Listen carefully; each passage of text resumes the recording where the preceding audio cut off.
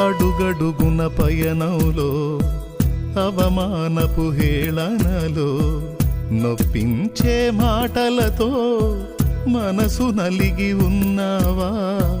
మది నిండిన వేదనను మౌనముగా భరిస్తూ కనుల నిండ కన్నీళ్లతో ప్రభుని చూస్తూ ఉన్నావా?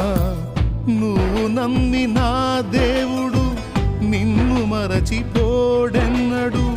అనుభవాల పాఠం కోసం నిన్ను అప్పగించాడు.